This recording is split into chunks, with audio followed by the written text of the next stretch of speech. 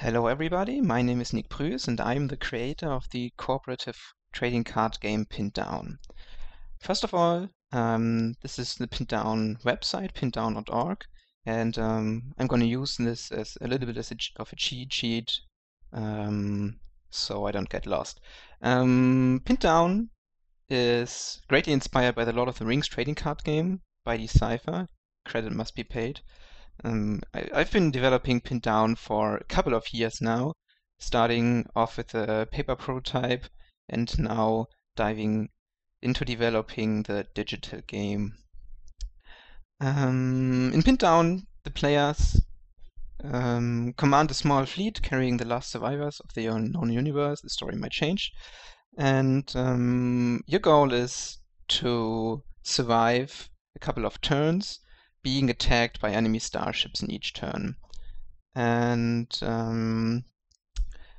Pinned Down features asymmetric co-op, so there's not a certain kind of deck that every player is playing, but there are different roles, just like in traditional MMORPGs. Like it's not a tank and a healer or stuff, but it's more like one player is the tough guy. He has the battleships and he is taking all of most of the fights, and the other one is more of the support kind of guy, and his or her role is to repair damaged ships and to retrieve destroyed parts and stuff. And the third one is more the sneaky guy and has cloaked ships and may check out what lies ahead and lies on top of the enemy deck and stuff. And while it's not necessary to split the roles up like this, it's designed to be most fun if you play it like this. So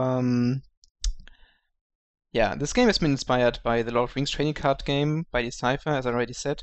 I've been playing a lot of trading card games for my entire life. I've played most trading card games, indeed, I think. So I've been playing Magic the Gathering, of course. I've been playing Star Wars by the sci-fi, Star Trek by the sci-fi, Lord of the Rings. I've been playing Yu-Gi-Oh, Pokemon, basically everything that's out there and has been accessible in local shops. And why did I start creating a new trading card game after all? So the idea is that I've discovered in my offline gaming career that playing cooperative games is really, really much fun, just because it's not one winner and three losers and everybody goes home, but it's everybody wins or everybody loses and it starts over again together. And I've never ever encountered a traditional trading card game that is cooperative. We have been playing, my friends and me, we've been playing the World of Warcraft raid decks. So we've been facing Onyxia and the other ones, and that has been so much fun that I finally decided to do something similar. And while the World of Warcraft trading card game was great, I wanted to combine the idea of a cooperative trading card game with design mechanics learned from similar games. So this is basically about the game and the design philosophy. On this website, you always also find the complete card list, and can check it out if you want to. Like, okay, I don't remember what's about the Dreadnought Washington again. Ah, okay, it has power 8 and capacity 5. Thank you very much. And on this page is also the full pinned down rule book, which you can take a look at if you're interested in the paper prototype, as well as there are the starter deck card sheets, so you can print or download and print the paper prototype and test the game out for yourself. Okay, and that's it. Let's dive right into the digital game. Okay, server still running, so I'm starting the client. And this is the current state of the client. It's not pretty, but it works well, and this is how I'm going to explain to you how the game works. So as you can see, there are two cards right now in play. We're starting off with two starships, the Moscow and the Paris, and the Moscow is the flagship. This is the primary goal. If your flagship gets destroyed, you lose the game. So you have to protect your flagship at all costs. And yeah, each starship has a power value which indicates after all, it's power in fleet fights, and it has a structure value. If the structure is reduced to 0, the ship is destroyed. And we start off in the main phase. Usually, in the main phase, you'd want to play ships, but that has not been implemented right now, so we're going to skip this phase right now. And during the attack phase, enemies enter the system, and you have to fight them. So there are 2 enemy swarm frigates right now that have entered the game, both of which have power 6. And now we're in the assignment phase, and we have to assign which ship is about to fight which one.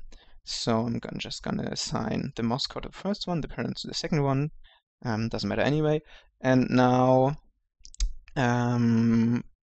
if you're fine with the assignments, we can end this phase and head over to the fight phase. Now we are to select which fight to resolve first. This may, after all, be very, very, very important in later stages of the game, just like when card mechanics kick in, like whenever you lose a fight, discard a card, or whenever you win a fight, repair another ship and stuff. So the order in which the fights are resolved are very, very important, and that's one of the core gameplay features. So think well in this phase. In this very case, it doesn't matter. So we're just gonna start off with the left one. The Moscow is power 8 and the enemy swarm fleet is power 6. And this makes us win this fight if we if we click here. And the losing ship takes damage, which is expressed by the means of damage cards. So there's a damage card attached to this ship now, which reduces its power and its structure. And as I already said, when the structure reaches 0, the ship is destroyed. If both power values are equal, just in this case, the players always lose. Life's a bitch. That's had always been the same for most cooperative card games. And so there's damage card attached to the Paris right now. If we end this turn phase now, we'll enter the jump phase, which basically means all enemy ships are discarded, and we jump away to another star system. And in later stages of the game, there will be a selection to which location to jump to. So there will be a jump or a location deck, and the players will be presented with a choice whether to jump to location A or to jump to location B, and both of which may have different drawbacks. And as you can see, the distance covered has increased to 1, and as soon as this distance covered reaches 5, this will make the players win the game if they survive the last fight. And this is another thing that will be interesting in the jump phase. There will be different locations, and different locations will include different distances to cover with different drawbacks. And one thing I haven't been talking about, the last thing right now, is threat value. So usually when players play starships or jump to different locations, they generate threat. So the more active and the more aggressive the players play, the more threat is in the threat pool. And this threat is used to create enemy ships. So basically, there's in comparison to other card games, cards you're playing don't cost anything. You can play as many cards as you want to, but be prepared to face an equal opposition. So thank you very much, and see you next time.